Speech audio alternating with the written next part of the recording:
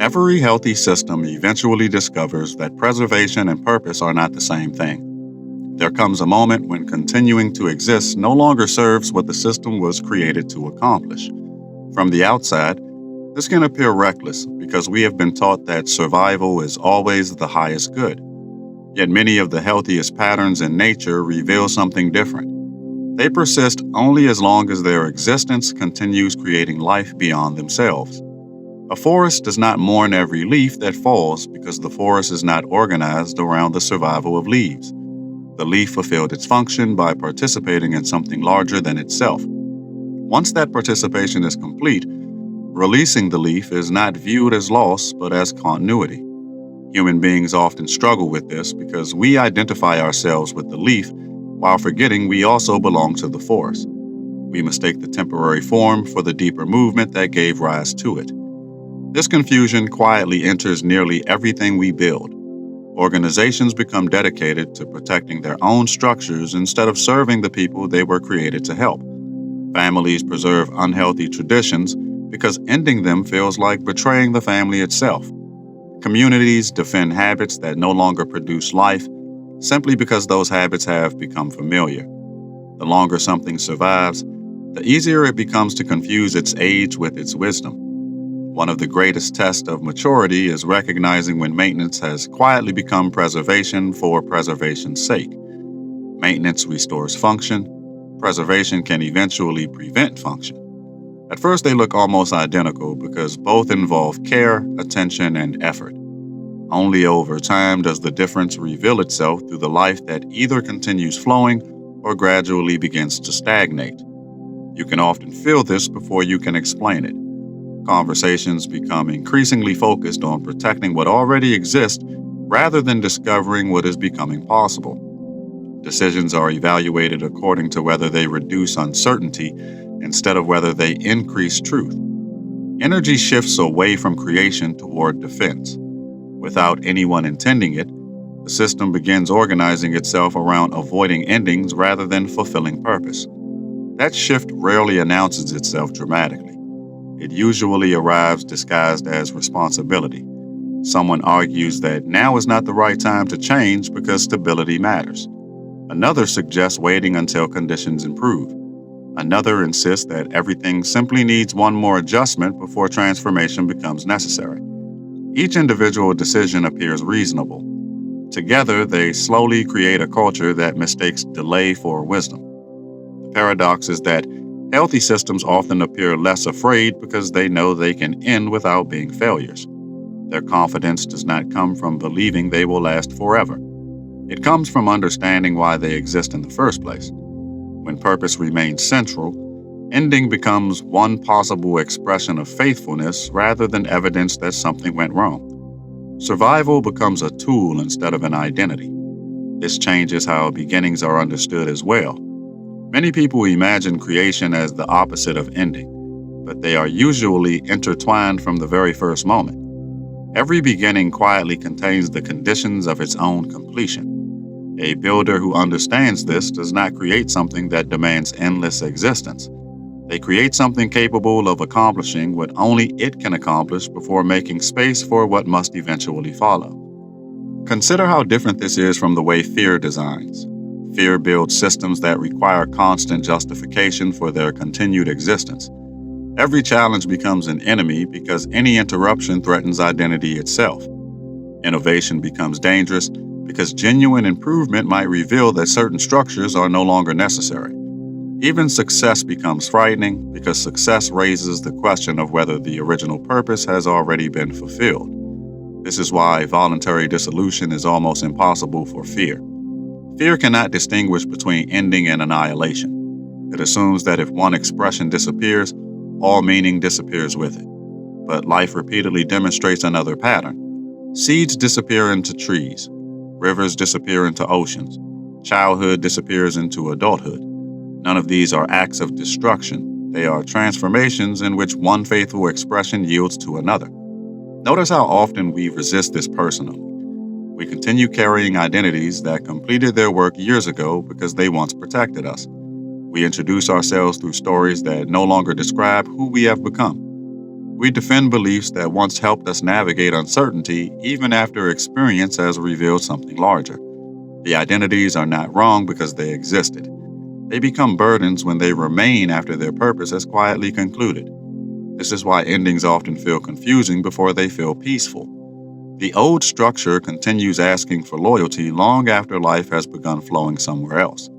There can be a season where your habits belong to one reality while your awareness already belongs to another.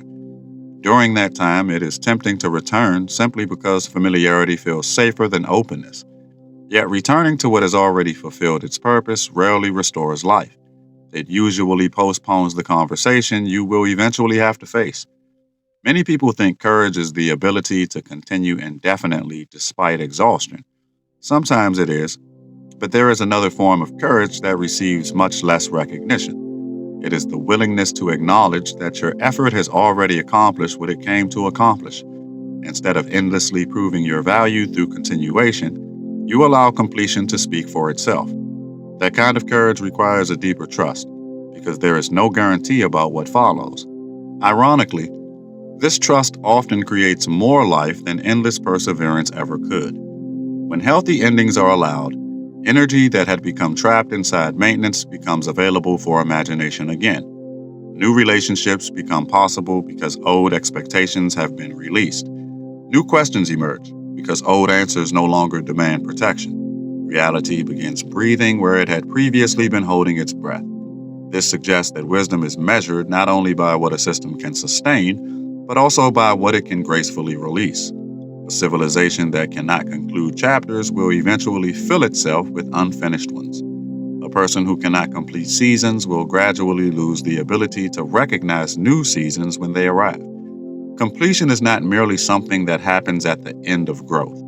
It is one of the conditions that allows growth to continue. Perhaps this is why integrity has less to do with remaining unchanged than with remaining aligned. Alignment sometimes asks us to build with extraordinary commitment. At other times, it asks us to let go with equal commitment. Both movements require listening more carefully to purpose than to comfort. And as that distinction becomes clearer, another question quietly begins to emerge, one that reaches beyond how healthy systems end and into how they recognize, often long before anyone else does, that the moment for ending has already begun.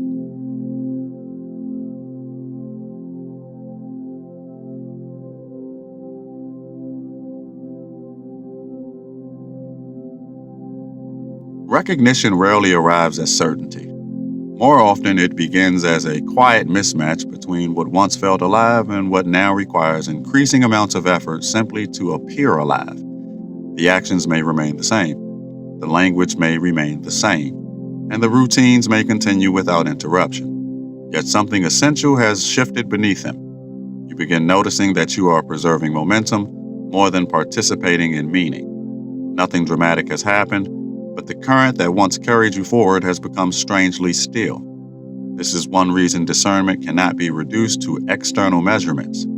Two people can perform the exact same work while standing inside entirely different realities. One continues because life is still moving through the work, discovering new expressions with every season. The other continues because stopping has become unimaginable. Outwardly, they appear identical, yet inwardly, one is participating while the other is maintaining. The difference is almost invisible until enough time has passed for their fruits to reveal the distinction. We often search for unmistakable signs because unmistakable signs relieve us of responsibility. If everything collapsed overnight, the decision would seem obvious. If every door closed simultaneously, we would gladly accept that the season had ended. Yet life frequently offers something quieter. It allows the old reality to remain possible while no longer remaining true. We are invited not by force, but by recognition. And recognition demands a kind of honesty that cannot be delegated. That honesty becomes difficult because identity always develops relationships with familiarity. We become attached not only to what we accomplish, but to the version of ourselves that knows how to accomplish it. Competence quietly becomes comfort. We learn the rhythms, understand the expectations, and discover how to succeed within a particular landscape. Leaving that landscape means becoming inexperienced again, and the human mind often mistakes unfamiliarity for danger, even when unfamiliarity is actually growth. This is why genuine endings frequently feel less like losing something and more like surrendering expertise. You are not merely releasing a role. You are releasing the confidence that came from knowing how that role functioned. The next season may ask entirely different questions that cannot be answered with previous experience alone. For a while, you may appear less capable, not because you have diminished, but because wisdom has entered a landscape where it has not yet become skill. Healthy systems understand this transition because they are organized around adaptation rather than permanence. They expect every successful pattern to eventually encounter conditions it was never designed to address. Instead of defending the old pattern indefinitely, they begin asking whether the pattern is still serving reality or whether reality has already begun asking for something else. The question itself becomes an act of health. Systems decline when they stop asking it. Notice how often decline is interpreted as failure when it may actually be invitation. A conversation that no longer produces insight might not be broken. A project that no longer generates injury might not require more discipline. A relationship between ideas that once fit together perfectly may simply have completed what it came to teach. We instinctively reach for repair because repair feels responsible. Yet wisdom first asks whether repair is actually what this moment requires. There is a difference between healing something that has been damaged and extending something that has already become complete. Healing restores interrupted purpose. Extension often postpones completed purpose. These can feel almost identical while requiring opposite responses. Without careful attention, we can spend years attempting to heal what was never wounded, only finished. Completion carries its own emotional landscape. It is surprisingly quiet. There is often no celebration, no dramatic announcement, and no overwhelming certainty. Instead, there is a growing inability to pretend that yesterday's questions are still today's questions. You may continue performing familiar actions while sensing that your attention has already begun looking elsewhere. The future enters consciousness gently, long before it enters visible reality. Others may not recognize this movement because they experience only the external form. They see you continuing familiar routines and assume nothing has changed. They encourage consistency because consistency is all they can observe. They cannot feel the gradual reorganization taking place beneath your perception. This is why transitions sometimes require solitude, not because wisdom rejects community, but because recognition often matures internally before it becomes understandable externally. There is also humility in this process because recognition does not grant superiority. Completing one purpose does not make that purpose insignificant. The season remains worthy precisely because it was completed faithfully. A tree does not look down upon the seed it once was. The seed was never inferior. It simply could not remain a seed forever without abandoning the very potential hidden inside it. Likewise, endings should not be confused with rejection. To outgrow a structure is not to condemn it. To leave a season is not to declare that season meaningless. Much unnecessary conflict arises because people believe departure requires criticism. They search for flaws to justify movement when movement was already justified by fulfillment. Gratitude allows completion without resentment. It honors what was given while making room for what now seeks expression. Perhaps this is why the healthiest departures often appear surprisingly gentle. There is no urgent need to convince everyone else that the ending is correct. There is no campaign against the previous season. There is simply increasing clarity that remaining would now require betraying something quietly becoming true within. That truth does not arrive with arrogance. It arrives with a strange combination of peace and uncertainty because you know what is ending long before you know exactly what is beginning. Living this way gradually changes your relationship with time itself. Instead of asking how long something has existed, you begin asking whether it is still alive. Longevity becomes admirable only when it continues serving purpose. Novelty becomes valuable only when it genuinely extends life rather than merely replacing familiarity. Neither age nor youth becomes the measure. Alignment becomes the measure. And alignment must be rediscovered continually because life itself never stops moving. Eventually, you begin noticing that reality is constantly practicing this rhythm all around you. Conversations end so deeper conversations can begin. Questions dissolve because understanding has quietly absorbed them. Habits disappear because awareness no longer depends upon them. Even your own understanding does not remain fixed. Insights that once felt complete slowly reveal themselves as foundations for larger insights, and what once seemed like an ending begins to resemble something much more subtle: the quiet recognition that every faithful completion is also preparing perception to notice purposes it could not have recognized before.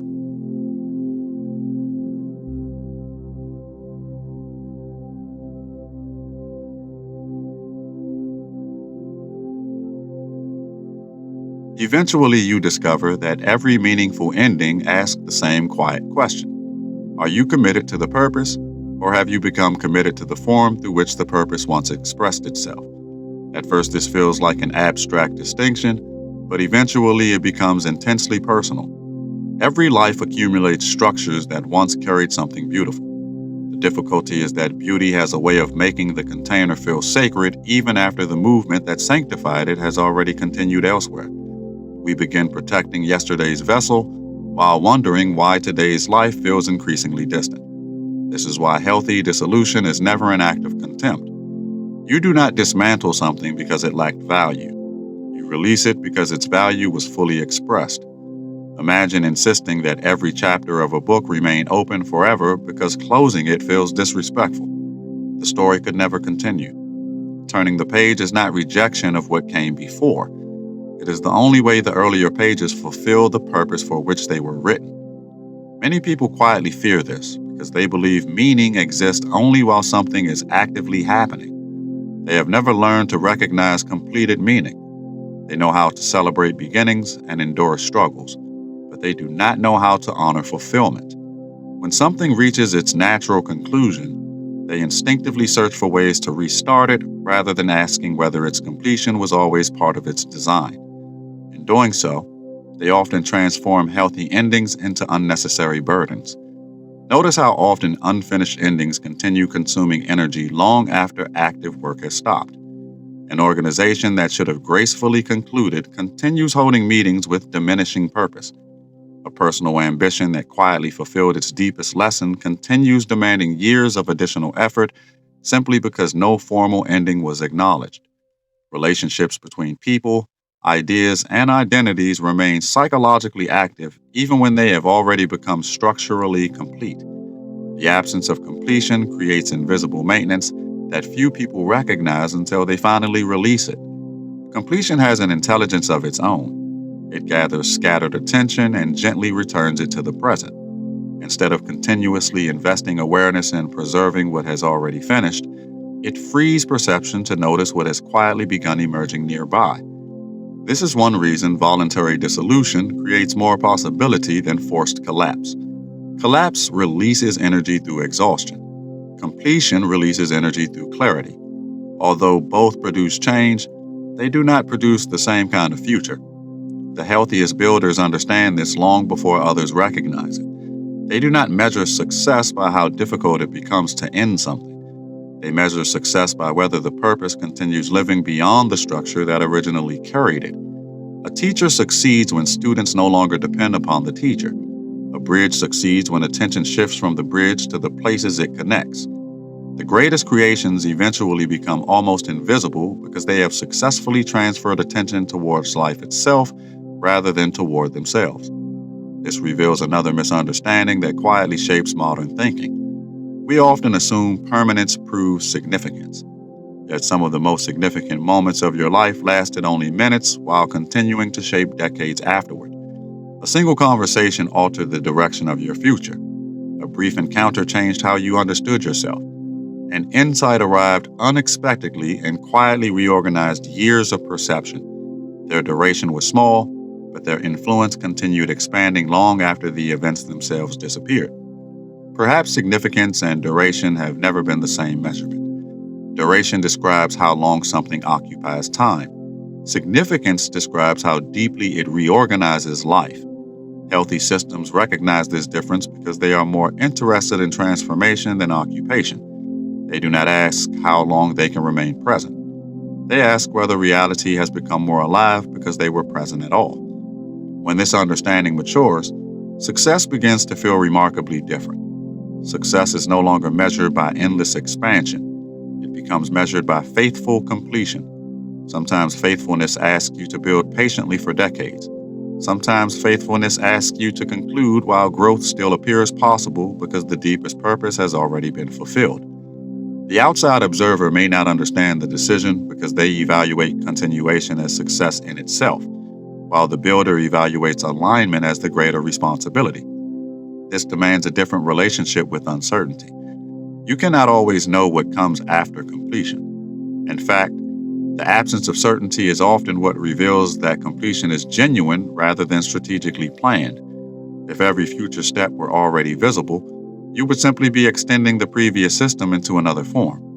Genuine completion creates a space where something genuinely new can emerge, and genuine newness cannot be completely predicted by what already exists. There is profound humility in entering that space. You stop believing that your previous understanding qualifies you to control every future unfolding. Instead, you carry forward only what has become essential. Methods may change, language may change, roles may change. What remains is the underlying orientation that allowed every previous system to become meaningful in the first place. This is why wisdom gradually becomes lighter rather than heavier. It accumulates understanding while releasing unnecessary structure. It remembers principles without becoming imprisoned by previous expressions of those principles. Over time, the wise person often appears simpler, not because less has been learned, but because less is being unnecessarily carried. The weight that disappears is rarely truth. It is usually attachment to forms that truth once inhabited. The same pattern appears throughout every healthy civilization. Institutions that understand their purpose continually simplify themselves around what remains essential. They willingly release traditions that have become decorative rather than life-giving. They distinguish between preserving memory and preserving machinery. Memory carries forward meaning. Machinery often continues running long after everyone has forgotten why it was originally built. You may eventually notice that dissolution itself is not the opposite of creation. It is one movement within creation. Every healthy ecosystem continuously creates by continuously completing. Every healthy mind continues learning by continuously allowing former understandings to become foundations instead of prisons. Every healthy heart continues loving by allowing each season to become fully itself without demanding that every season remain forever. The rhythm that appears to remove is often the very rhythm that keeps life from becoming trapped inside its own accomplishments. Perhaps this is why peace sometimes arrives long before certainty does. You begin sensing that nothing essential can be lost by faithful completion because what is essential was never confined to the structure in the first place. Forms appear and disappear. Seasons begin and conclude. Identities mature and quietly give way to larger identities. Yet beneath every transition, something deeper continues expressing itself through each successive form without requiring any single form to last forever.